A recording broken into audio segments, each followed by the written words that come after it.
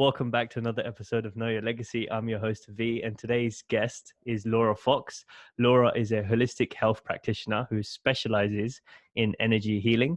She helps individuals remove the blocks in their life so that they can reconnect with their higher selves and live with more love, joy, and laughter.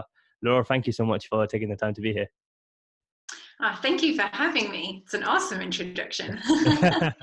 No, I appreciate you taking the time, because I know that we were just talking about the time difference. You're all the way in Australia right now.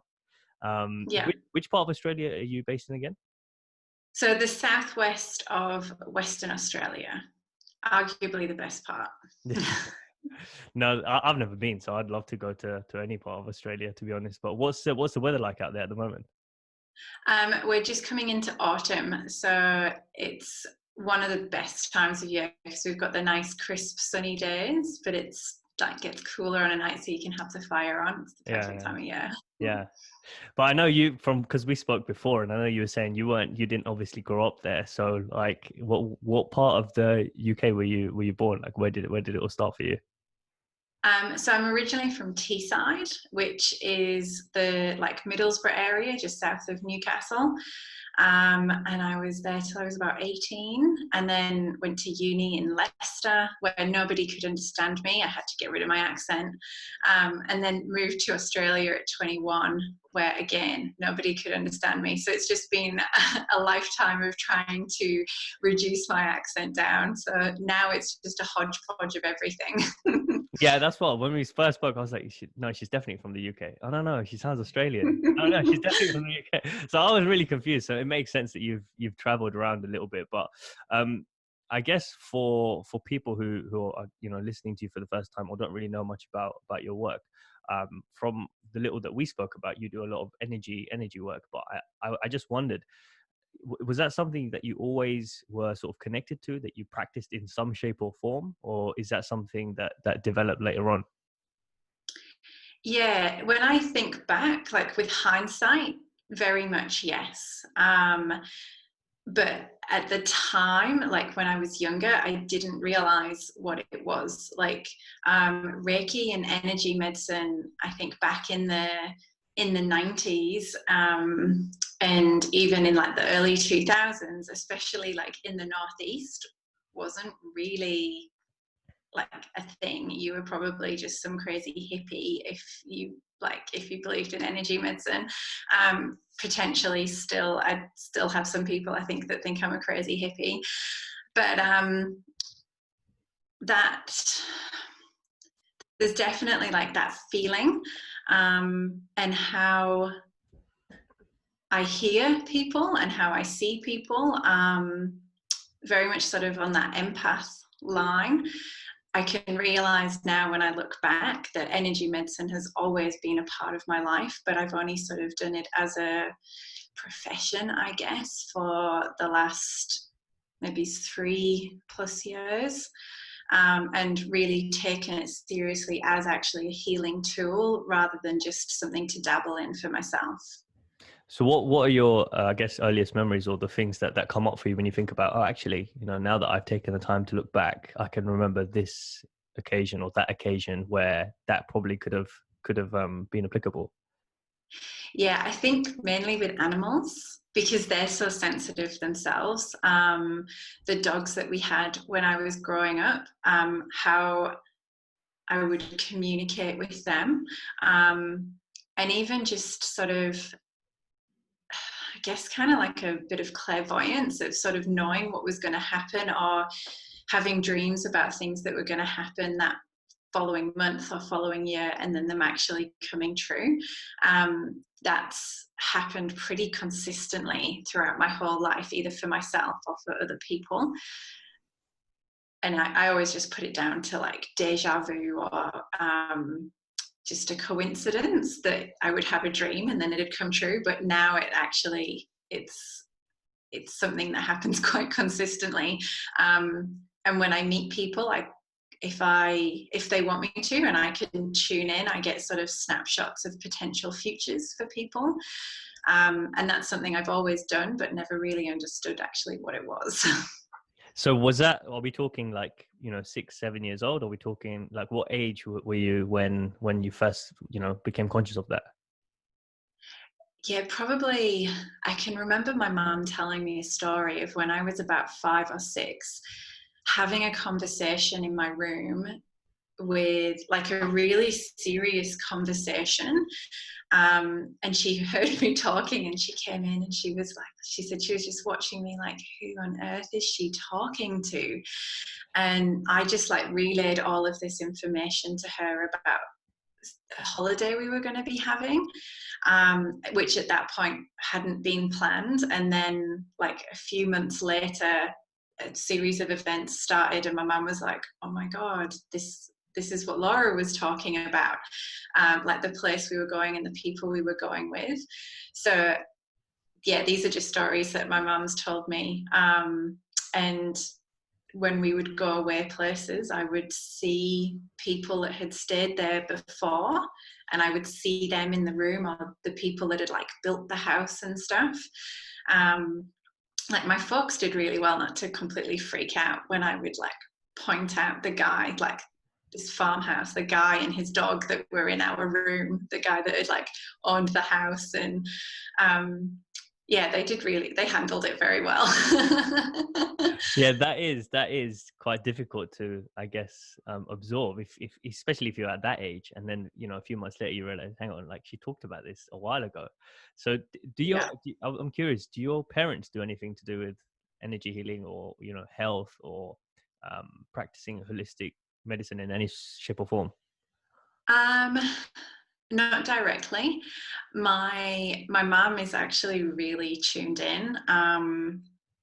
Not that she would fully acknowledge that, but it definitely comes from like the female lineage in my family. Like my grandma's the same, and my mum, I'm probably the first one that's fully like acknowledged it and stepped into it. They would probably keep it. I guess it's potentially like a generational thing as well. It wasn't as accepted for them.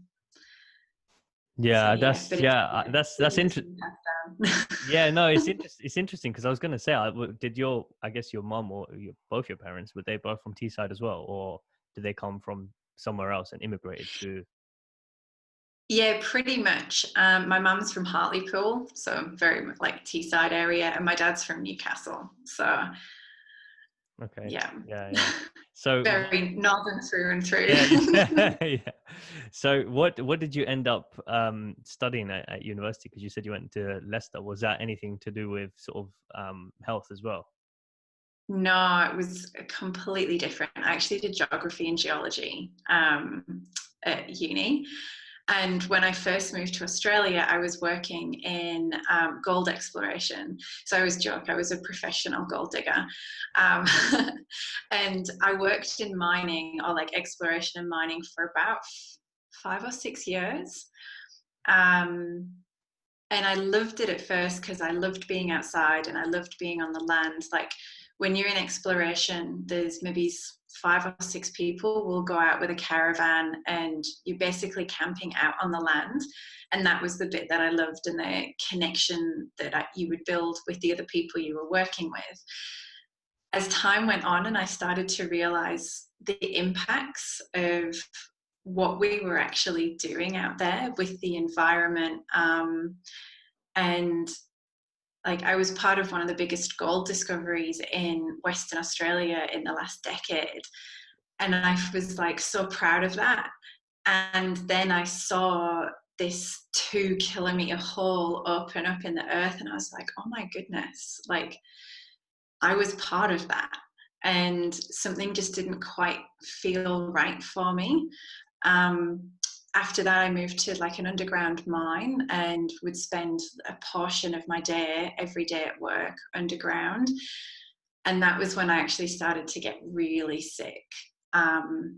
And I would just randomly black out, and was just, I'd go a week without being able to eat, like, and just have constant migraines. And there was just, I couldn't put my finger on what it was.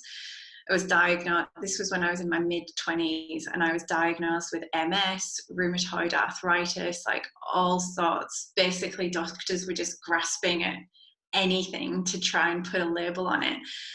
I finally went to see a naturopath, and they said that I had crazy levels of like heavy metal poisoning, basically. The cesium, arsenic, and lead that was in my system, they were like, how are you surviving? And at that point, I wasn't. Like, it was, my body was basically just like screaming at me to pay attention and to just stop what I was doing. And that was when I left mining, when I was about 26, I think. How does And that get into your system? to be honest, I still don't fully know how I actually got that. I assume it's from the job I was doing, but then if that's the case, everybody would have that same experience. I think it was partly, as an empath, you're generally more susceptible and you absorb things a lot better. And at that stage of my life, I wasn't fully aware of that kind of thing. So I can imagine that my energy field and my physical body was just taking everything on like a sponge, and I wasn't protecting myself in any way. And also, I was in a job that was really out of alignment for who I was at that time and who I am now. And I think that, like, getting sick was something that had to happen for me to really pay attention and go, oh, hang on, there's more to life than what I'm currently experiencing.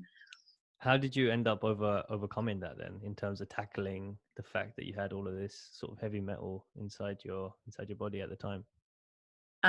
So a lot of detoxing. I'm still actually, like, I'm 32 now, and I'm still slowly detoxing. I think I've got the high side of normal levels now. So it's like, it's still an ongoing process. So detoxing in terms of diet, fasting, and a lot of energy medicine. That was where I really started to understand that that could be a tool for healing, and healing the energetic body is just as important. And that's also a fantastic tool for the emotional side as well. And so it was sort of all of this different detoxing and herbs, and then the energy medicine to really support my system with the intense work that was going on within my physical body. So no, that's interesting. And I want to get into a bit more about the energy portion itself, because I think that's where, you know, your, I guess, expertise lie, and where you've helped a lot of people. So I do want to get into that. But just before we do, you know, you're working in the mine every day. You're in nearly total darkness. Is that right to say? Yeah, like, we do have, like, you've got head torches Yeah, I and thought, that yeah, kind of thing. But that's the kind of yeah, I had in my essentially, head. like, we were like a kilometer underground. So it was Yeah. hot and, yeah, Yeah, no, dark. no, exactly. So if you're going for all this, you're away from your family, you're in Australia. What then goes through your head when you figure out, okay, I've got all this heavy metal in my body? You're thinking about health. Obviously, you're thinking about, this isn't the right career for me, or I'm not in the right place. What if someone else is feeling that right now? Maybe not in the exact same way, but out of alignment in their life. What steps should they take? I mean, what did you do to sort of turn to a different direction and say, okay, I'm going to head in this direction now? It was actually a pretty scary time, and quite a dark time, because I to start with, and I'm spoken to so many people who were so conditioned now of, you know, go to uni, get a good job, buy a house, get married, have kids. Like, there's all these boxes that you've got to tick. And for so many people, unfortunately, it takes getting really sick for them to actually recognize, okay, I need to change something radically in my life. And it can be a really scary time. And I think, and I know I felt really alone. Like, I had a really supportive partner, but at the same time, I was just felt so alone. I think even if my family had been here, I would have still felt that way of just being completely isolated. And it's such a common thing now, whether people, like, even just in terms of like depression rates and anxiety and stuff at the moment, it's crazy how many people are actually experiencing it. And I think the main thing for me was actually acknowledging there's something didn't feel right. And rather than just trying to stuff that away and going, okay, well, going to doctors and saying, okay, so what pills can you give me? Like, that for me didn't feel right. And I knew that there was something else. It wasn't just a case of I've got to put more layers on top of this. It was like, I've got to peel something back. And I think it's just listening to your own intuition of, okay, something's not right. What's my body trying to tell me? And yes, listen to the medical advice and get that support along the way, but also what else is actually going on? Because pretty much everything that happens in our body is just a symptom of something bigger that we've either been stuffing down, whether it's an emotional trauma that happened from years ago, or as a child, or whether we're actually just really living the life that somebody else wants us to have, or the life that we said we wanted when we were a teenager, and not necessarily acknowledging that we can grow and evolve and we can change our minds, and what worked for us last year might not actually work for us this year. And I think really a lot of it comes down to forcing ourselves into a box, whether that box was built generally by society or our family, or we feel we've put ourselves into something because we were so committed to it. Like, we've got this student debt, so I have to do that job because I paid $100,000 to learn about it. So it's just listening to yourself and listening to what's really coming up, and not being afraid to actually say, I need to change what's actually happening for me right now, and having that courage to look at something different, even if you don't know what it is, just acknowledging that something needs to change. That's usually the first step. Do you remember the day that happened for you, where you woke up and you were like, oh, I'm quitting today? Yeah, I think it happened over the course of about a week. So I would do, like, when I went into the underground mine, I'd do 8 days at work, and then I'd have 6 days at home. And for maybe 3 breaks, so 3 lots of 6 days, I would pretty much be in bed the whole time. And it'd take me that whole week to recover from the previous week at work. And it was like this 3rd break that I had, and I remember just lying in bed, and it took me maybe it's like 3 days to eat half a grapefruit. Like, I was struggling that much. And I was just like, there's just got to be more. And my partner had just left work. And so we'd had the conversation of, I knew that the job I was doing wasn't working for me, but he just left work. So we were like, okay, I'll do another 6 to 12 months and then we'll work it out from there. And I remember just waking up and saying to him, like, I can't, like, I think this is killing me. Like, it's literally killing me. I need to stop. And I went back to work that week and handed in my notice. That must And have the been relief was next level. yeah. I can imagine, because it's a weight that's holding you down, and for so long you're just carrying it, thinking, yeah, I have to carry it. It's my job to carry it. But Yeah. you let go of it and you're like, oh, what was I doing this whole time? It's so unnecessary. But that must have been, as you said, a dark and emotional time, because you're trying to figure out all 3 things, in terms of love, the relationship, trying to keep it together, trying to make things work out, wealth, where's the money going to come from? Of course, that's the first thing that goes through everyone's everyone's mind.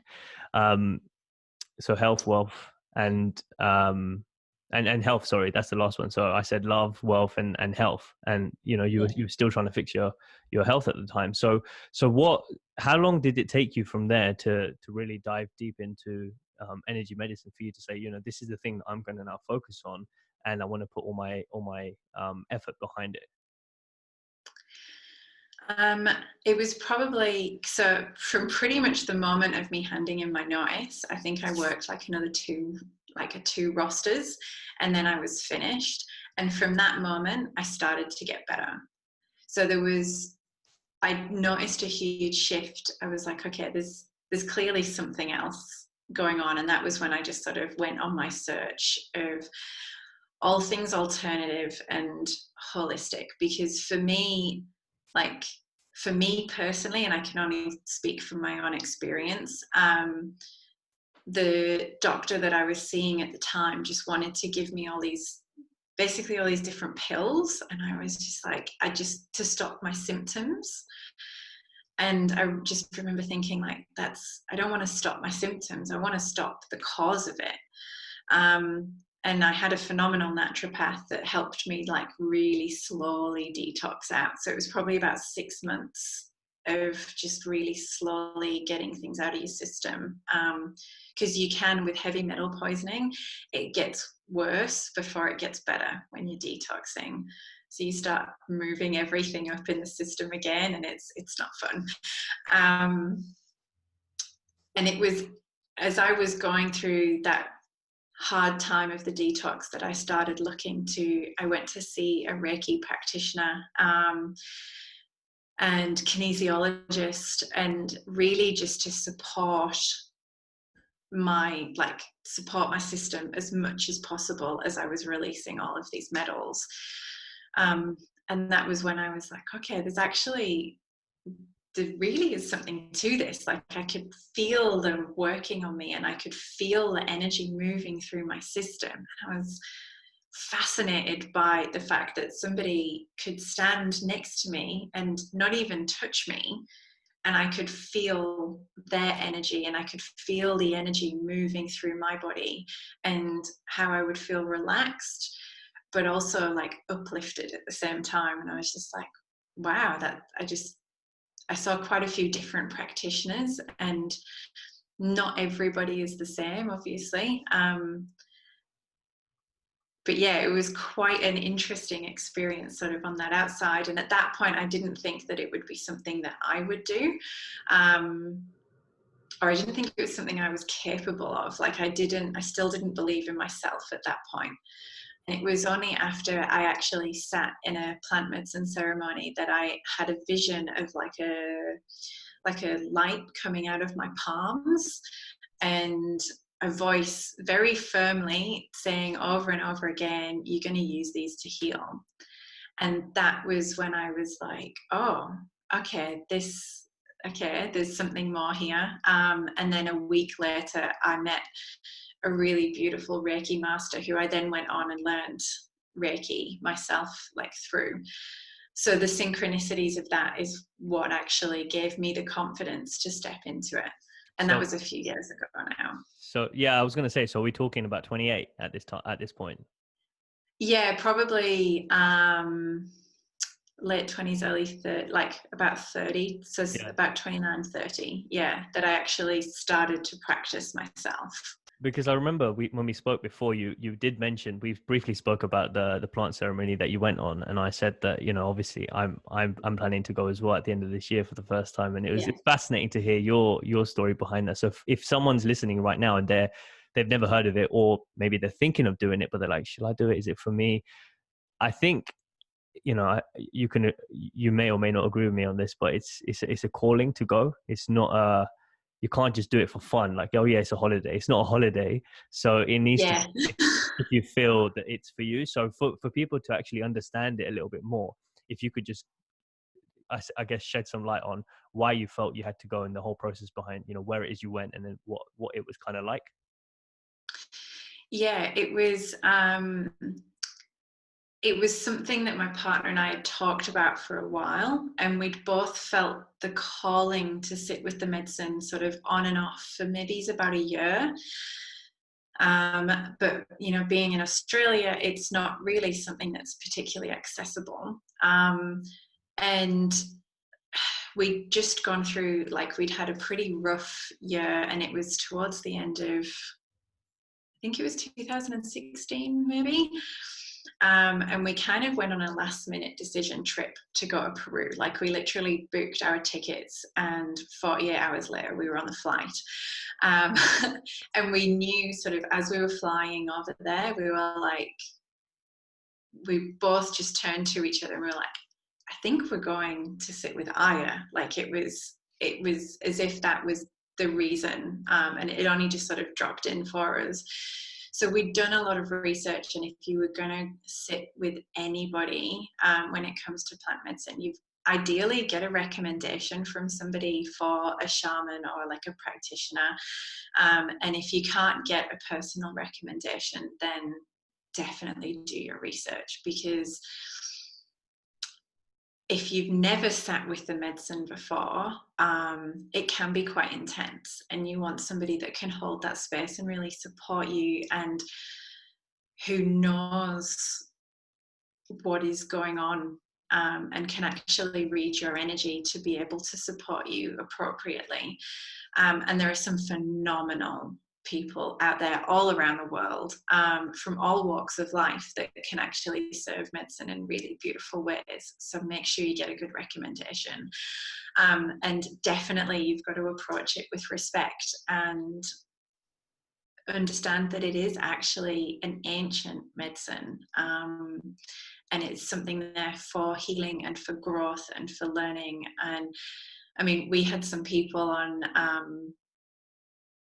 where we went that were there purely to have a good time, and they'd they'd experienced all these other sort of psychedelics and everything, and they were just like, oh yeah, we just want to tick this one off.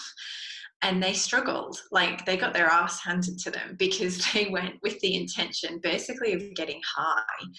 And it's like the medicine was like, no, if you're not going to take me seriously, then I'm going to show you what it's all about. And they did not enjoy themselves at all. So you've got to approach it with the right intentions and respect, definitely.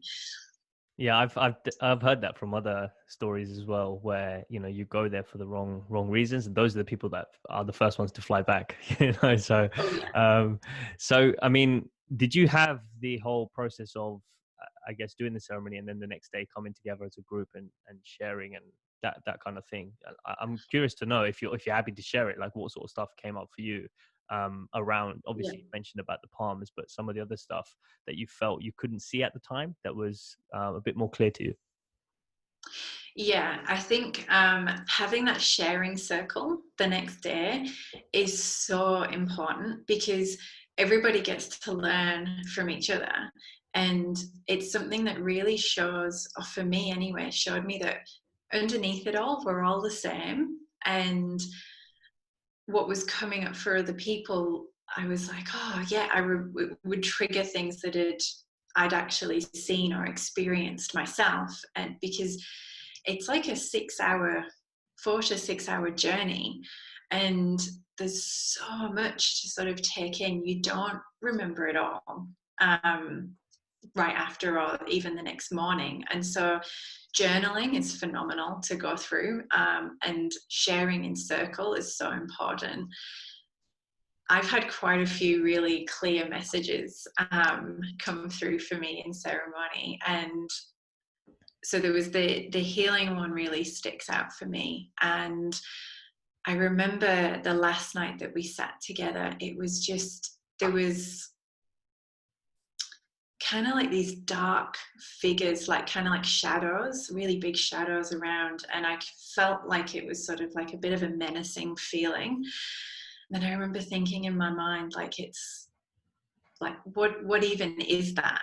Like, who says that that has to be a scary thing, or something to be afraid of? And then just really loudly over it, like on repeat, you get to choose, you get to choose, you get to choose. Like, you get to choose your experience, you get to choose your reality.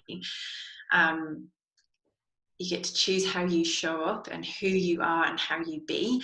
And that's something that now, like a few years later, I'm still come back to, of when I feel like I'm stuck in situations. It's like, oh no, I get to choose. Like, I get to choose how this plays out and how I respond. So that's been a huge lesson. In a ceremony I sat in a few months after like this first series, I remember hearing like different vibrations in my ears. So I've heard, for me, it kind of feels like sometimes it's the earth and sometimes it's the universe. And I hear the different frequencies and potentially the different dimensions. I don't entirely know exactly what it is. It comes and goes, and different people have different frequencies as well. And I remember hearing that I would use my voice as a healing tool. I was like, okay, so I've been using my hands and that's working good, and now I'm going to use my voice. And I didn't fully understand that at the time. I thought, am I going to be singing? Because I'm not a singer. Like most people would tell you, you do not want to hear me singing. I was like, that's not going to be healing. But it was shortly after that that the light language and the channeling started to come through. So chanting and this ancient language, I call it dialect because it feels like it comes from the earth, and it feels like an ancient form of dialect from the earth. And I use that a lot when I'm holding ceremony and when I work with my one-on-one clients. And it's just another form of energy moving, and it just helps to shift energy and to clear blockages. And it's a really beautiful tool that is another form of the energy medicine, and that came through in ceremony. I've also had visions of my kids, and one that was that either twins or like two children coming really close together. So yeah, I've had all sorts of visions from sort of like personal life through to like the work that I do, and family, like it's helped me heal a lot of relationships within my family as well. So it's such a beautiful medicine. It seems like you took a lot away from that experience. Was that all from that one trip, or have you been back multiple times?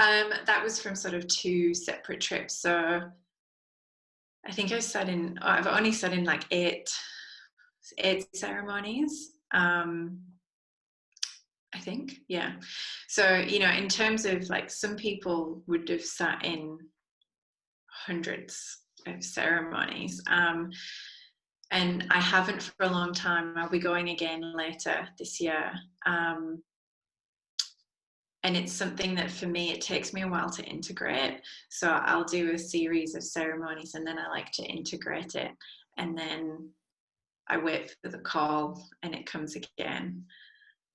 Yeah, I guess it's a very natural process, but you have to I can only imagine you have to take a lot of time to digest all of that information that's coming through to you at once, because a lot of it's emotional work. And it's just like, I can't do this in one day. I need potentially a few months or a year just to get my head around it and to really shift my life in the way that I needed to. But one interesting thing, and I want to know this from your perspective, because it's the area that you predominantly work in. One thing that I recently did is I took some mushrooms, and one of the things that came up very clear, I didn't see anything to do with this message, but I just felt like it came through to me, like the thought it was just dropped, and it was, all illness is a block in energy. That's it. That's just what it is. Just that one sentence, and it's over and over again. It just, that all illness is a block in energy. That's it. So if there's something wrong with you at energy level, you need to just sort that out, and you'll be completely fine. And at the time, I felt it's kind of hard to explain. It was out of body and inner body at the exact same time. So I felt completely perfect. So I didn't need to drink water. I didn't need to go to the toilet. I didn't need to eat food for like 6 hours. It was just bliss. It was just like, I was just lying down in bed and I was just like, I don't need anything. I feel like I'm floating right now. So, and it felt like everything was flowing just the way it should be. Or maybe that's how I felt when I was first born. I just can't remember. But that was the one message that kept coming through. I wrote it down straight away as well. I had the journal next to me. And the other thing was, I lost track of time. It's just like, what is time? I remember writing that down. Because I don't feel like I'm in time right now. I can't, the 6 hours that went by feels like 10 minutes. So I don't know what that is Yeah. anymore. So I don't know, from your experience, those two things, if you could just shed some light on that. Yeah, very much so. I even notice it in terms of time when I'm holding ceremony. And we'll all drop in, and I'll look at the clock and I'm like, yeah, we've got like an hour and a half. And then the next thing I know, I look up and I'm like, oh shit, there's like 10 minutes. We're meant to be wrapping up. We should be like sitting in circle right now. And I'm just like, what happened?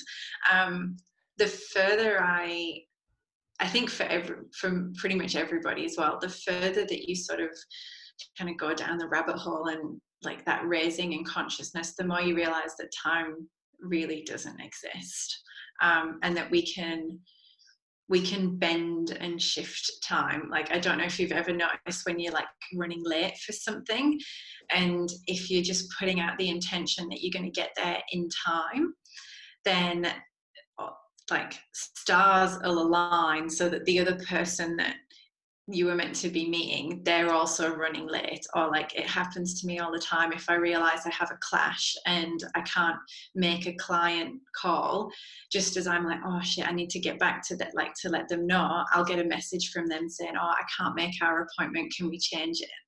So it's all like time in that respect doesn't really exist. And I completely agree in terms of illness. It's something that like for me, it showed up as heavy metal poisoning, but it could have been anything. If that hadn't gotten my attention, I would have gotten another illness, most likely.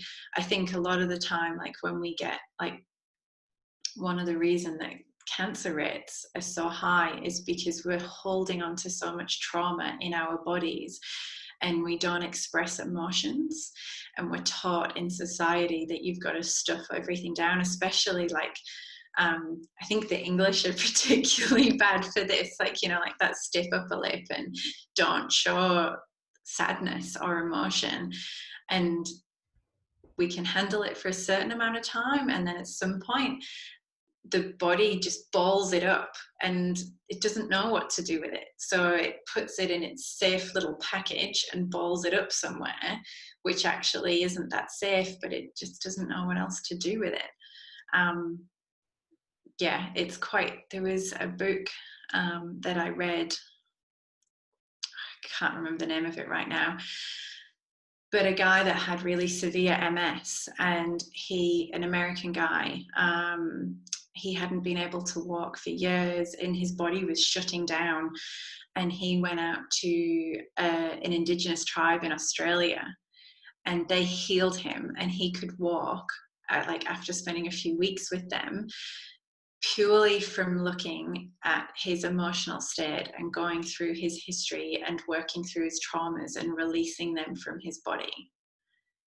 But I think a lot has to be said for somatic work, and releasing energy from the body, and which really is emotion, like it's stored emotion that's blocked. Yeah, it's funny this conversation's coming up now because just 2 days ago I watched Emotion. I don't know if you've heard of that documentary. I've But heard of it, but I yeah. haven't seen it. Oh, No. okay, yeah, no, I definitely have to send it to you. But they talk about that for an hour and a half. There's different practitioners who go through and explain. They share similar stories of people that they've worked with. But one of the, I guess, fundamental principles they talk about is how emotion gets blocked in the organ. One of the examples they gave was in the liver, for example. Anger or jealousy will get stuck there, and it will show up as an illness because the liver will stop functioning the way it needs to, not immediately, but over time, because the liver cells, just like any other organ, regenerate. But when they regenerate, they'll regenerate weaker, and you won't realize why it's not working. And then because there's other functions in the body that rely on the liver, and now it's not working, it will start to fail and show up on the outside in some shape or form. And then we tend to treat the symptoms, not realizing whatever happened before, we haven't let go of it. And so we can't, the liver can't heal itself. So it may be, as you said, heavy metals in your case, or for other people, trapped emotions from some severe trauma that they went through, or some situation that they haven't yet resolved with some people in their life, or some experiences in their life. So I don't know how much of that comes up for some of the work that you do with your clients. Yeah, a lot. And it's something most people don't actually come for that. They come purely because they've forgotten how to relax.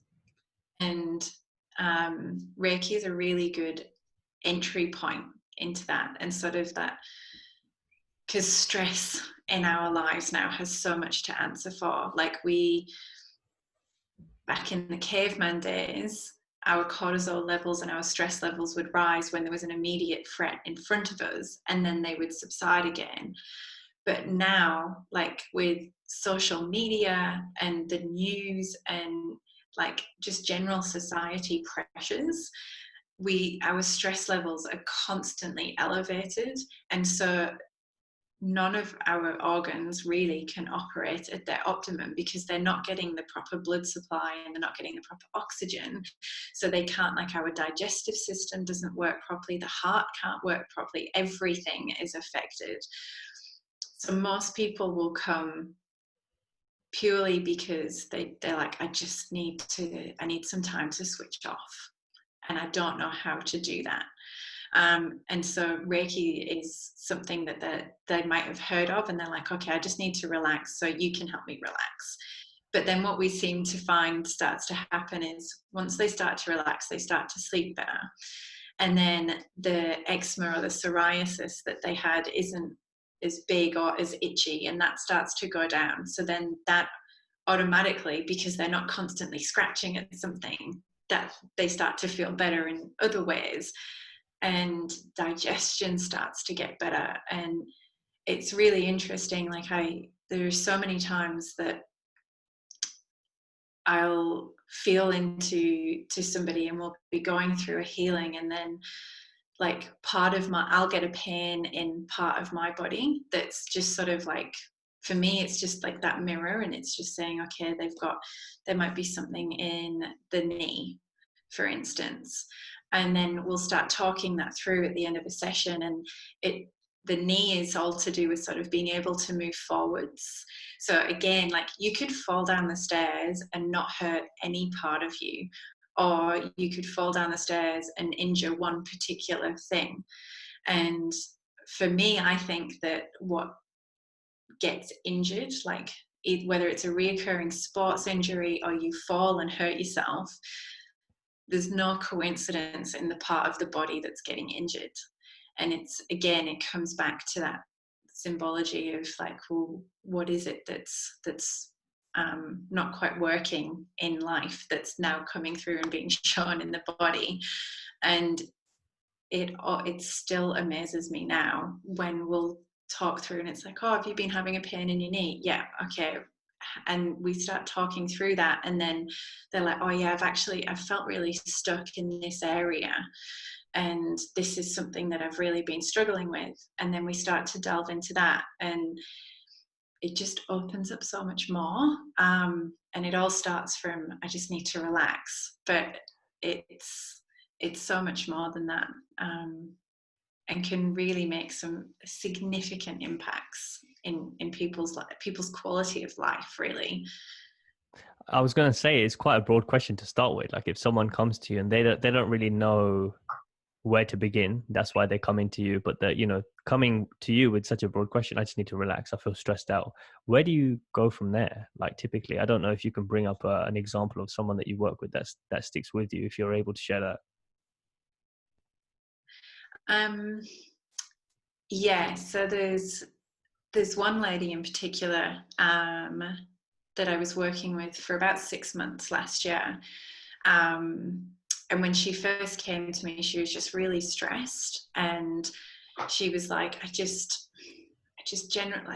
don't feel good, and I need to, like, she just kept saying to me, like, I just feel stressed out all the time, and I don't know how to not be stressed. And she could recognize that there was something under that, but didn't know where to start. So I think easing stress is a really good place to start, because you can't think of anything else when you're stressed and under pressure. That's all you can think about, and nothing is clear. So I'm quite happy to start there and see what comes through. And maybe the first session might literally just be them remembering how to breathe and remembering that they're safe and that it's okay.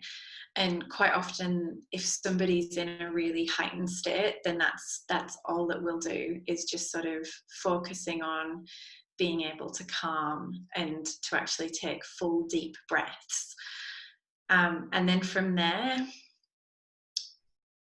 generally during sessions, if they don't get messages themselves, something will come through to me. And so for me, it's like somebody's describing a photograph to me. So it's like I get jigsaw pieces and I get little snippets of information, or I might hear a sound or something, and it's slowly, yes, someone describing a photo or a snapshot is what comes through. So when I do Reiki sessions, we'll have a quick debrief at the beginning, maybe it's 5 minutes to just drop in, because most of my clients are overseas. I have very few sort of actually in-person clients. So people are at all different stages of the day, and it's like, okay, we'll take the moment to just drop in and connect. And if they've got an intention for the session, and then we'll go through and do the energy work, and then have a debrief at the end of what came up for them. And if they want, then I'll share what came up for me and what I heard and the messages. And from there, it usually gives them something that they can build on for our next session. So if someone's in a really chronic state of disrepair, really, then, like anything in life, it's going to take more than one go. If you've been dealing with something usually most people are dealing with these ailments and illnesses for years. So, it takes a little while to unpack that, and for them to feel safe in their body to actually be able to unpack whatever that is. Because as with most things, it gets worse before it gets better. Like as soon as you lift the lid on that box, everything starts to come out. And whilst we do it in a way that's supportive so that there's no overwhelm, it still requires you to be courageous to actually step in and say, yeah, I want to work on that. Because we get so comfortable in our discomfort. And so it takes a lot for some people to actually be able to work through and come out the other side. But this client in particular, she's gone on to flourish. She ended up leaving her job, and she's working in a whole other area. She's doing something that she loves now. And she experiences joy like daily. Whereas when I first met her, she couldn't remember the last time that she'd really felt it in her heart. She's like, oh, I laugh and I'm happy, but nah. Whereas now she's like, yeah, like life is full and it feels good. So yeah, it takes time, but What was it's worth it. what was missing for her then? I think for most people, it's just acknowledging what they actually want for themselves. And I think for a lot of people, they forget what they want, and they forget who they actually are, and they get so swept up in what people expect from them, particularly in terms of like families and like cultural pressures or just expectations. And sometimes it doesn't have to be an extreme of, somebody's expecting you to be in a particular way or be in a particular box. It's not that people want to be completely different. They just want to have an opportunity to experience other things as well. yeah, for most of the time, it's just getting caught, swept up on a or getting on a particular train and feeling like they can't get off again, and just being like, am I here because I want to be, and because, am I doing this because it's what I love and what I'm passionate about, or is it because it's what I've always done? And do these people really support me and love me? Are they there for me and wanting the best, or have they just been in my life a long time and so that's why I hang out with them? Yeah, it can be, for some people it can be quite confronting, and sometimes it's just as simple as being able to get the courage up to say to somebody, I actually really don't like that thing that you think that I do. I really don't like doing that. I really don't like surfing. I know I surfed once and I really loved it, but every other time I've hated it. But some people get swept up in that, and they're like, then suddenly everyone's like, oh, you're a surfer, and it's like, no, I actually really hate it, but I don't know how to tell people. Like, it's a silly example, No, but I know. Yeah, I know exactly what you mean, because it's pigeonholing, and then that's when you feel pressured to. I have to live up to that mask. I have to live up to that that example, or that identity. That's probably the word I'm looking for. Is that identity yeah. formed now, and I have to live up to that expectation. But since we're on this topic, I was going to say, so for people who are listening right now, if they want to allow more joy to come into their lives, what are some of the practical questions or things that you would tell them to do to allow themselves to be more receptive to it? First of all, work out what actually really lights you up. Like, what do you really love to do? And that can be harder than you think to answer. So I would start small and just sort of make a list of everything that you love, and make sure you do something off that list every day. And every time you discover something new that you love, and it could be as simple as painting or going for a walk or salsa dancing, like it could be anything. And if you can't think of anything, then you can borrow other people's, and till you work out what you really truly love, and just start doing more things every day that light you up and make you feel expansive. Dancing is a phenomenal tool, and it's so underrated. You don't have to do it out in public. Everybody has a song that they can't help but tap along to, that if they were home alone they'd be totally busting a move. So I think everybody should dance every day. If you start your day dancing, then you're pretty much setting yourself up for a good day. And singing as well, whether it's in the shower or in the car on the way to work, whatever it is, something that kind of gets you into your body, and you can laugh at yourself with, and just really, really enjoy it without any judgment. They're really good ways to start. I love that, and I think the theme, behind everything you're saying is just reconnecting with your body. And I think for me, it's about having that quiet time to just be with yourself and bring the energy back. I've been talking about that a lot with people, to say, towards the evening, what I like to do, from when people have asked, what do you do? It's like all day you're outputting energy out to, if you have a relationship, in the relationship, at work, on social media, for, friends that might need help with something. Just constantly, there's other issues that you have to give your energy to, and then you have to bring it back to you and recharge before the day restarts the next day. Because if you don't do that, you always feel like you're pouring out and you're never pouring back in, and then eventually there's nothing to pour out. And that's when depression and all of these things sort of come up, and you just feel like, I don't feel like I have anything to give, or I don't feel worthy, and all of these kind of things start to arise. And I think just having some quiet time to reflect, what is it that I want, and then just sit with that for a bit. And I know I went through a lot of that, I think last year, or maybe the year before, where I had my laptop open and I was just writing stuff down, just thoughts that I'd had, of things that were coming up. But you can't do that if you're in a busy, noisy place. At least I can't, because you have to have a balance of being out in the world and then also having time to yourself to just figure out what you want to do, and what makes you happy. So Yeah. The other thing that came to mind was you talked about reconnecting with the body in, you know, both the instances of dancing, singing. Have you heard of dynamic meditation? Yes. Yeah. And that's actually like, for me, I much prefer that kind of thing. Like my partner, he can go and he'll sit and meditate. He could be there for an hour. But for me, I just like, I get like, I don't like to sit still. So I like to do meditative things, whether that's going for a walk or going for a run or even like coloring in.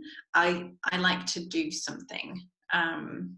I don't know if that says anything about Yeah, me, yeah, but um, I think it's like you don't have to sit still and meditate. Like there are so many other options to get into a meditative state. Yeah. yeah. No, no, definitely there is. And, you know, I'm similar to you in the sense that I enjoy, you know, walking and listening to music and just reflecting. That's my time to just be by myself. If I'm going Mm. somewhere and I had the option to walk, I'll just walk. Um, but it's, I actually did dynamic meditation last year. I think it was in November, and it was the whole process of releasing trapped emotions and having the chance to, you know, allow your body to just openly dance, shout, scream, cry, all of that sort of stuff that in a normal place you just wouldn't do it. You just would not do it. So you have to be in a safe environment where you feel like I can let this all go and I can just Yeah. reset. So I don't know if you've had any of those experiences yourself in your journey. Yeah, we ecstatic dance is quite popular here, which I think is just another form of that dynamic meditation. And I think releasing like guilt and shame are the densest emotions that we hold in our body. And I can't remember the exact numbers, but there was a study done where they measured the frequency of all different emotions. So guilt and shame were like 10 and 20 hertz, whereas joy was like 700 hertz. And anger is about maybe, I think, about 150, because anger is actually a really normal emotion that we get to experience. It's only when we stuff it down and try and pretend it's not there that it becomes toxic for us. But something that, you know, for a lot of people, being able to release like guilt and shame in particular, that's just weighing us down, and you can see it in people, like they'll be hunched over, and it if you're holding on to a lot of that, then it does make it harder to experience joy, because if you're at a frequency down here and you're trying to attract something that's up here, it's almost impossible, like they can't meet. So finding a safe space with somebody that you trust, whether it's a mentor or a coach, or, you know, even just a friend, like somebody that you can go to. Usually it's easier with somebody that you don't actually know. So someone you don't know but you trust, and you can, the best way to get rid of guilt and shame is to actually speak into it and to voice it. So anything that we hold guilt or shame around, to actually tell somebody about it is probably the most healing thing that we can do. Um, and it's the best way to actually get it out of the body. And then you might find, as you talk into those things, that you know, a particular body part might start to twitch or get tingly. And that's where we get to, like, breath work is a really good tool for helping to release those things as well. Yeah, no, definitely, and I'm glad you shared that, because there's people out there right now who are, I guess, are experiencing those emotions and need to figure out a way to let them go. Usually, I guess the natural response is, let me just forget about it and just, you know, pretend it's not there and cover it up with other activities, or even moving fast pace. You know, in life, it just, with the way it is in London, like not many people share their emotions in that sense, because it's just so busy. It's like, I don't have time for it, so just brush it aside and move on. You were saying Yeah. earlier about, you know, how British people are known to do that, so I think it's true from my experience anyway. But What is some of the biggest lessons that you learned from, I guess, Preston and Alexi, and some of the training that you did with those guys? Because I know you bumped into them, started training with them, and you know that was part of your journey as well. Yeah, they have been a huge part of my journey, particularly around releasing that guilt and shame, and remembering how to have fun. Because, like, in my teens and early 20s, I would be the life of the party. I was the weird one that would be really loud. I'd be the first one up on a table dancing. And then something happened over the course of my 20s and I got really serious.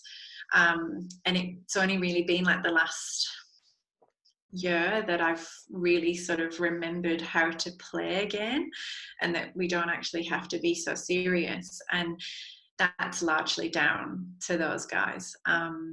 Working with Preston in particular, like I've done a lot of training with him, and releasing that guilt and shame is so big. And I think for a lot of people, everybody thinks that what they're holding on to is the worst thing ever. And if anybody was to find out like their dirty little secret, then nobody would, like, they would be rejected from society and nobody would ever want to talk to them again. But the main thing that I've learned is that everybody has something, and that actually it doesn't change who you are. Like, there are some pretty horrific things that have happened in the world, and there's some, you know, some people have had things happen to them and they've done things to other people, but it doesn't always make you a bad person, and it doesn't have to mean anything about you. I think I've heard it all. Like, I don't think there's anything that a client could say to me that would shock me. Yeah, I've heard it all, and I can see people for who they are beyond those things that they're holding on to. And I think it's really important for people to know that there are a lot of people in the world that can actually see you for who you are. And that you don't have to hold on to and stuff down and hide aspects of your personality, because we've Yeah. all got something that's, you know, that other people might be like, oh, that's not the norm, or that's not acceptable, or I can't believe you did that. Everybody has something. Yeah, I've realized that as well over the course of the last few months as I've been delving deeper into some of the stuff that I'm studying. I'm just looking at the book over there that I'm reading. It's called One Last Talk, and it talks about how, you know, if you were to share one last conversation with the world before you died, what would it be? And it's this whole process of going through all of those emotions to see what is it that I feel is important, significant to me, that I want to share. And as you go through it, you realize you start with an idea of, you know, live your dream and follow your passion, all that kind of stuff that you start with, that you think, yeah, I'm going to share something like that. As you go through it, it talks about guilt and shame and anger and judgment. And then you're like, oh shit, actually, let me take a deep breath here and you know, visit this again tomorrow, because this is quite a lot to take in. And that is some of the stuff that holds a lot of people back, because they think I'm going to be judged, so let me just suppress it, let me hide it. And that's real. And a lot of people forget that because they keep themselves so busy with work or relationship or partying or whatever it is that they're doing, that they forget, Yeah. actually, I'm scared to show up as who I am, because now this identity has been attached to me. And if I say that this is how I really feel, then, you know, I won't be respected, or I won't be seen the way I was seen before. But then you have to remember, I was having this conversation with another person on the show recently, and we were saying that perception is just an individual thing. So everything that the person has gone through in their life up to that point makes them who they are. So their viewpoint is based on everything they've gone through. And then you get another person from a different walk of life who has a different perception. There's no right or wrong, but they just came from two different histories. Like, they just Yeah. lived two different, like, say two people were 20 years old. They just had 20 years of different living experience. So of course their perception is going to be slightly different. There is no right and wrong. So you shouldn't be scared to think, oh, what if they don't agree with me? What if they don't see me in the right way? So I don't know if those are the sorts of conversations that have come up with some of your clients as well. Yeah, completely. And I was even just having a conversation last week with a guy who has he's had part of his hip removed, and he now wants to start teaching yoga. And he was like, "Who am I to teach yoga? Because I'm not technically able-bodied." But for me, I was like, "Oh my goodness! All the more reason why you should be doing that, because you're actually even more able-bodied than the people that have got all of their parts. You know, like he could do that so much better than." There was a group of us there that, you know, were technically able-bodied, but here's this guy that's missing part of his hip, and he was way better at the yoga than any of the rest of us. And it's like, you know, it was all just perception. For me, I thought that made him more qualified, but for him, he was like, I can't do that. So it's quite often the things that we try and shy away from and we try and hide, they're actually the gifts that we get to share. And there are so many other people that are missing out because we're hiding parts of ourselves. I heard a quote the other month. No, actually, this was maybe 6 months ago now, and the person said, and I think it's the same author who wrote One Last Talk, actually, Philip McKernan. I'm not sure if you've heard of his work, but if you haven't, then I'll definitely send you some of his material after this. But he Yeah. says that your greatest gift lies right next to your biggest wound, and he Mm. does very much similar work to you, and it's one on one. And the thing that most people, I guess, forget is the experience you've gone through. It's bad for you, but it's a lesson for someone else. And so you have to pick yourself out of it, look at it objectively, and think, I've gone through this for a reason, and Mm. it's bigger than me. Basically, that's what it comes down to. That's how you can, for me, that's how I've been able to slowly remove judgment from myself and say, I don't care what people think, because it's not for me. I'm not living for me. I'm just living through me, if that makes sense. So it's like Mm. what's Yeah. coming through me, it's just I need to share it. So it's not about me. If you remove the ego, a lot of the judgment and self-doubt and guilt shit, that all goes away. Because Yeah. the reason it's an issue is the immediate thought after the emotion, right? So it's like guilt. Oh, people are going to judge me. That's what stops you, because you have an identity that you need to keep together. I don't know if that Yeah. makes sense. I feel like I'm just going deeper into the rabbit hole here. Yeah, no, completely. And like something I constantly remind myself, and I'm always reminding clients, is there's a gift in everything. Sometimes it's just in really shitty wrapping paper, but there is always a gift in something, and we can learn from it ourselves, and then we get to share that.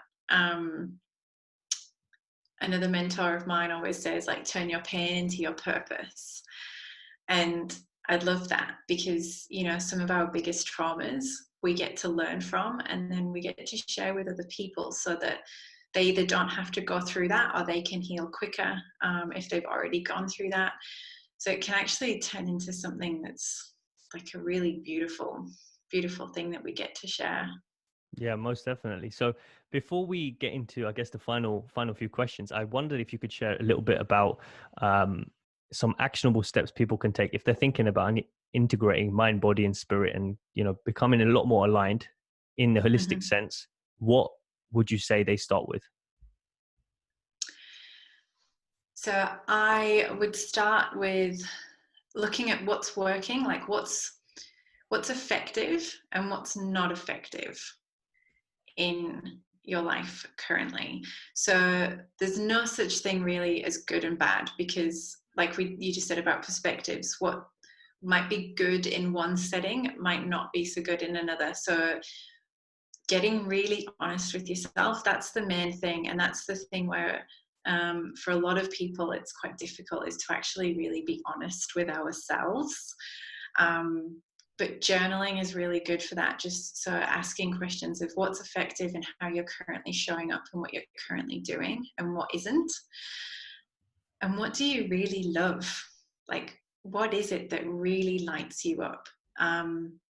And do you do that? Do you do it regularly? And do you really love the work that you're doing and the people that you're hanging around with? And if you don't, it's okay. It doesn't mean anything about them or about the work. But just start to look at what is it that you're actually wanting to create from life. And if you're in the process of healing traumas, whether that's a recent breakup like heartache or something that happened years or decades ago, I think it's really important to remember that we don't have to suffer to heal. Something that I hear so much about at the moment is you don't want to be spiritually bypassing. I don't know if you've heard that term. It does my head in, because it's just basically like people, it's just another way to torture ourselves. Like you can heal from an experience, and you can be up and down in your emotions, and you can feel it and allow yourself to feel it, and then you can let it go. Like, you don't have to stay in pain to be healing. And I think that's the main thing, is just, you are worth being happy, and you are worthy of experiencing joy. And I would say that is, for me, that's the ultimate focus. And as you're moving closer and closer to that, things are going to come up that are ready to be released. And acknowledging that, there are so many layers to everything. So you might feel like you've dealt with something and then it comes up again. And it's not that you've gone back to square one, you're just dealing with it on a new layer. And I always like to think of that as, we always have that contraction before the expansion. And just being really gentle with ourselves, and the end focus of being in joy, and then just being gentle with whatever comes up along the way to that, and being grateful that we get to go through and we get to heal all of these things, because then that allows us to experience more joy. One thing that came up as you were talking there was in the documentary I was watching the other day, Emotion. He was talking about how we're addicted to some of our emotions, and in a negative way. So suffering, for example, you said the spiritual bypassing thing, and you said, people feel like, for some reason, they feel like, I have to suffer to grow, I have to suffer to heal, I have to suffer to progress. Like, where does that come from? Again, that's probably another area that they have to dive into and say, who's taught me that? Where have I learned this from? Because again, it's part of the program, right? Because it's part of your program, you think it's right, but that doesn't mean it's right. It's just part of the system. When you can remove it from the system, you now have a chance to replace it with joy, presence, happiness, whatever you want to plug in instead. So again, I thought it'd be interesting to say that. And the other thing was about about outgrowing people. You said, don't worry about if you feel like some of the people that you surround yourself with no longer are serving you. It's almost like shedding a snake's skin, right? If the snake is growing, it can't be attached to his old skin because its body's grown. So the body's now saying, I'll give you new skin. Just let that old one go, and I'll introduce some new one. Like, don't be attached to it. I'm just going to bring something new in for you that's going to be well suited to the body that you now have. So yeah, completely. Like, I still have some friends from when I was at uni, and even from when I was at primary school. And I've lost a lot of friends over the last few years in particular. The last 5 years, I've noticed a lot of people who have dropped out of my life. And for a long time, I made myself wrong about that. And then I just realized that it didn't actually mean anything about them. It didn't mean anything about me. We just were at different stages in our life, and we're at different frequencies. And quite often that's all that happens. You'll just find that as you grow, and even if somebody else is also on a path of growth as well, it doesn't necessarily mean you're growing in the same direction. And you might find that you might grow and sort of, I don't like to say get ahead, because really there is no ahead, but you might be at a higher frequency, and someone else might not be ready to go there yet. and that's okay. That's their journey. It doesn't mean that you're better than them or that they're not in the work. They're just not ready to be at that frequency yet. And sometimes it can be like, I love there's a meme on Instagram with like the hand like trying to hold onto the rope, and it's saying like sometimes holding on's more painful, and by trying to keep tight hold of this rope, the hand's bleeding and everything. Whereas if you let it go, everybody can actually benefit from that. Yeah, it's interesting because I think um, when you're holding on to certain things that are not really serving you anymore, it stops you from growing as well. And when you do grow, as you're saying about the vibration, that's something that really fascinates me, and I talk about that a lot with my friends, with my family, and it makes more and more sense the more I think about it. It's objective, so you shouldn't have to feel bad. So if you're moving to a different vibration, you will attract everything at that vibration. It's not a choice you make. It's if you head in that direction, that is just it's a fact. That's what will happen. Your life will change according to what's on that frequency, because you attract what you are. So if you now become higher on the frequency scale, whatever is in the world at that scale is now coming to you in some shape or form. And if that means that there's other people or opportunities or things or experiences that are not vibing at that level, they will naturally fall away. So it's not a, oh, I feel bad. It's just enjoy the process of growing. That's what's happening. Yeah, exactly. And by trying to cling on to old friendships, like everybody feels that. Everyone feels that something's not quite right. And then it gets frustrating for both parties because you're not who you were. You're not the person that they remember you to be. So they keep trying to hold on to that. And then you get frustrated because they're not who you want them to be. And yeah, sometimes it's nicer and gentler on everybody to just sort of let things, usually it kind of happens, you don't talk as often, and when you do catch up you don't see each other for as long, and then at some point it kind of just fizzles, for most people. Yeah, no, definitely. And this was supposed to be the end of the end of the conversation, but I think we've touched on a few areas. And if we've got, have we still got maybe 5-10 minutes on your time? Are you good to go for another 5-10 minutes? Yeah, Okay, I'm good. cool. I was going to say, I was interested to know, based on, what we just spoke about, how have things been with you and your partner, in the sense that you've taken quite a unique personal, okay, this is my calling, this is what I feel like doing, I want to move to a different country, now I want to, do a plant ceremony, now I want to do energy healing work. That's like, because you're not on your own. Obviously, you have to take your partner into consideration if you guys are serious, or anyone who's listening who's serious and feels like, I want to make these big life changes. How do you then manage that? Because you can't expect them to, or you have to like my decision. Because we just said about the vibration. If they're not on the same vibration, doesn't that make it difficult? So I just wondered how you guys manage that, because he seems like he's on the same wavelength as you. Yeah, he is. And we haven't always been, like, to be completely honest. He's seen me go through many different, I guess, careers and different phases of life. Like, we've 6.5 years we've been together, so substantial amount of time, and something that we've always been pretty good at, and now I would say we're actually really good at, is communicating and just talking with one another about how, like, what triggers us, and what we want, and where we're wanting to go and where we see life going.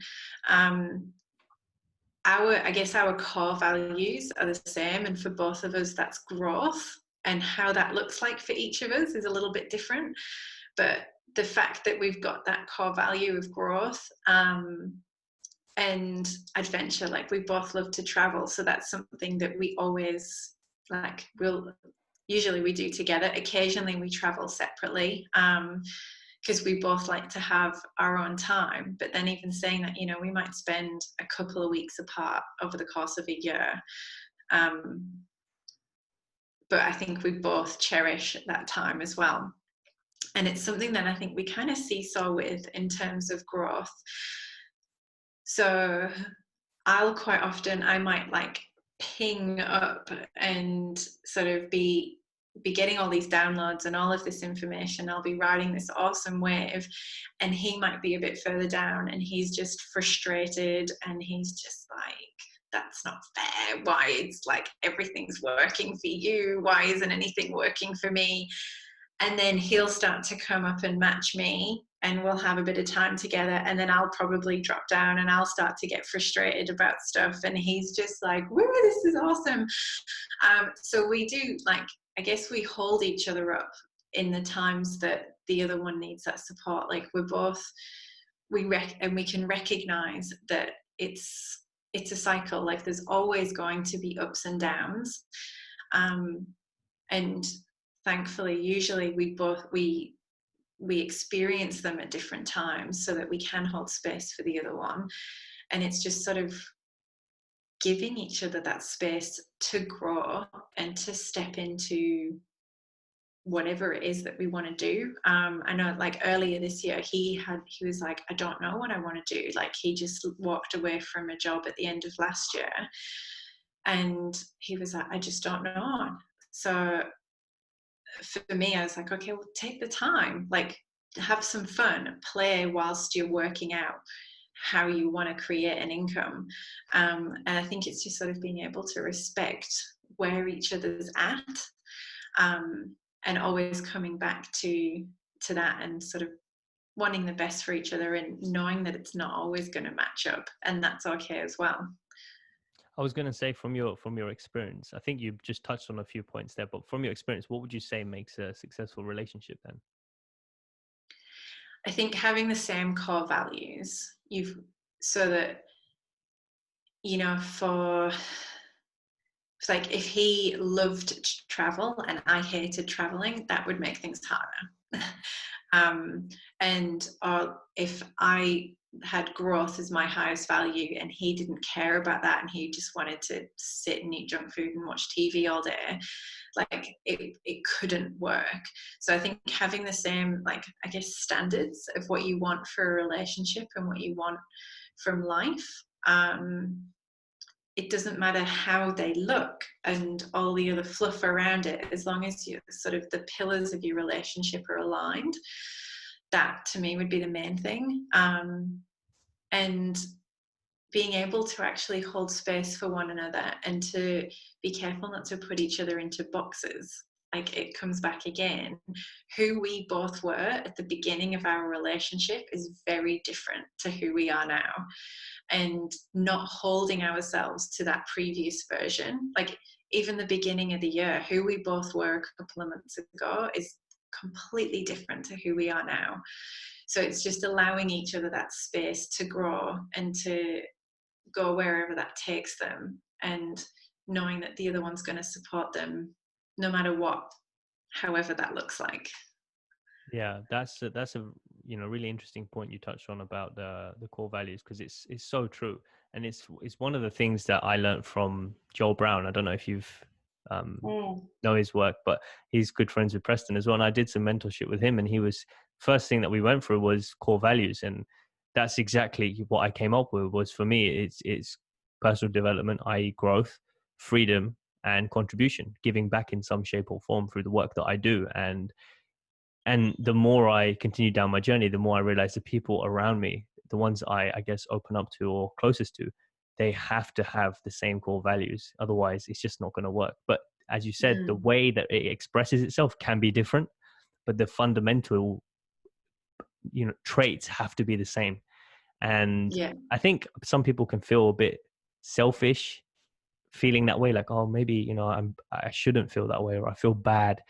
But another conversation I had with a guest, he just made it crystal clear. I'm not going to say it word for word because I'll probably butcher it, but I'll put the episode in the description if people want to listen to it. But he was talking about, the topic was spiritual laws, untold spiritual laws, and he went through the 7 universal principles, and he talked about this concept of being, he said, but why is being selfish bad? It's not, because if you can't be selfish, you can't be selfless. And then I was just like, okay, we should end the episode here. This is like mic drop. yeah. And basically, it was one of those moments. I was just like, wow, like there's I do a lot of reading and studying, but from time to time, people say stuff. It's just like, I've never heard it put that way. But it makes sense, because if you're not feeding yourself the right things, the right Mm. experiences, the resources, the energy, you can't give that out. So how are you expected to show up the best in the world if you're not taking the time to feed yourself the right stuff for your mind, body, and spirit? So I think this has Yeah. been the topic of this conversation so far. So that's why, I was excited to have you on. Um, and I want to just finish with the last few questions just to see what your thoughts are on it. But if you had a microphone and you could share any message and the whole world could hear you, what would you tell them? Um,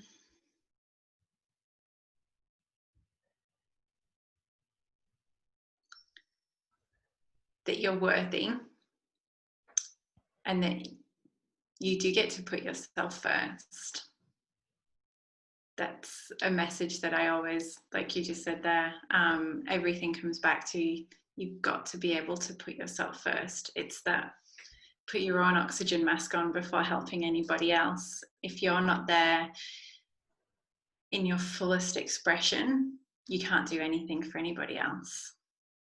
Yeah, that's definitely an important message, and it came up in a conversation that I had with a friend recently, and was saying how, essentially it's the same message but a different analogy that I'd come up with in the moment. And it was just like, if you're pouring water from a jug to everyone constantly, trying to feed their thirst, eventually you're going to run out of water. And then when it comes back to you, you've got nothing to pour out of the jug. So you have to take the time to refill it so you can drink, and then go and fill the cup again for everyone else. You can't keep focusing on them if you don't take the time to come back to you. So it's this back and forward sort of relationship with yourself and the external world, so that you can always show up as your higher self, which is what you help people do. So the second thing is, what would you say is the biggest lie that we're being told right now? That you have to show up in a certain way to be liked and accepted. I think society has a particular blueprint of what, like, the ideal body type, the ideal look, the ideal personality is. And probably only 1%, maybe it's not even that, of the population would actually fit into that ideal. And I think the magic of the human race is that we are all so different.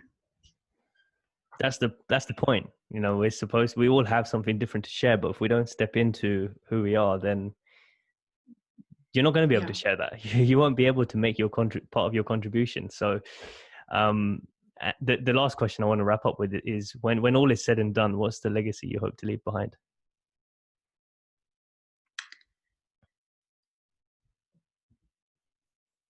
I hope that I have at least touched one life to be better, and for that person to experience more joy and to be confident in who they are. I think you've done that already. You've definitely accomplished it many times over with the work that you've done. So I appreciate you taking the time to share your journey, your wisdom, and your insights so far. What's the best place for people to find out more about you and your work and some of the things that you're up to? Yeah. So either my Instagram, iam.laura.fox. You can message me through there, or my website, which is www.sharsmagic.org. Shar is that energy that comes through, that I channel, and that's her special sauce that gets sprinkled onto everything. I love that. No, well, thank you so much for taking the time to share. And I think if it was up to me, I'd probably end up keeping you on here for another 6 hours and just talking. But we'll do a round two at some point. But Yeah, again, this would be awesome. Thank you. no, thank you as well. And I wish you all the best.